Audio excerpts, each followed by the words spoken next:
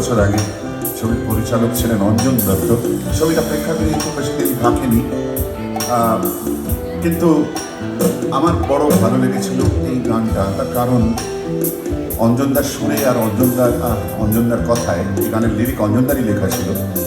এখানে সুর করেছিল অঞ্জনদার পুত্র নীল দত্ত।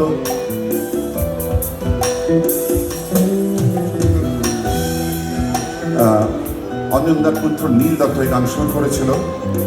অঞ্জনদা, আমি আর উজ্জয়িনী, আমরা তিনজন এই গানটা গেয়েছিলাম। খুব সুন্দর, সিম্পল, সাধারণ কথা দিয়ে লেখা একটা গান। যারা দার্জিলিং, সিকিম, উত্তর ভারতে উত্তর বাংলার এই সমস্ত জায়গায় বেড়াতে গেছেন, এই গানটা শুনতে শুনতে দেখবেন প্রকৃতি, মানুষ সবকিছু অদ্ভুত সুন্দরভাবে খুব সিম্পল শব্দের আঁচড়ে ধরা পড়ে যায়। আর অঞ্জনদা খুব সুন্দরভাবে ইমর্টাল সেই গানের দুটো লাইন মিশিয়ে দিয়েছেন। এই পথ যদি না শেষ হয় তবে কেমন হতো তুমি বলো তো, যদি পৃথিবীটা স্বপ্নের দেশ হয় তবে কেমন হতো তুমি বলো তো।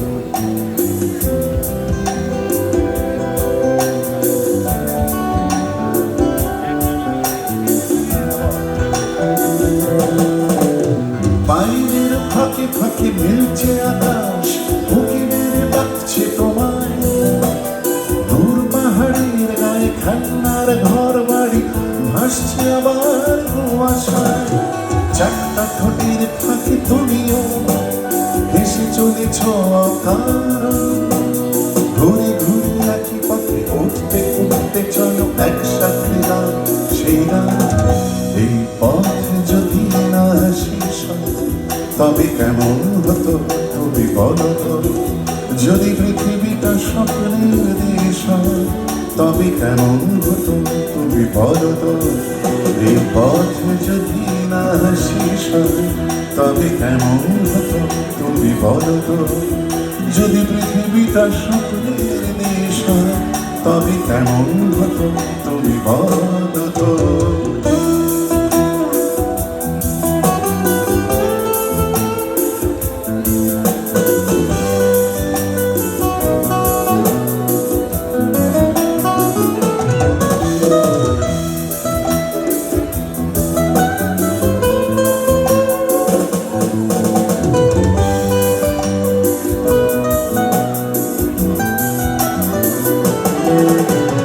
চলো যাই খুঁজে পাই আকাশটা, নিজেদের খুঁজে পাই আকাশের রং। চলো যাই খুঁজে পাই আকাশটা, নিজেদের খুঁজে পাই আকাশের রং।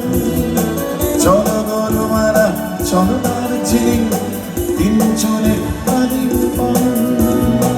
পুরনো ঠিকানাগুলো হয়ে যাক নতুন, নতুন গানটা পুরনো।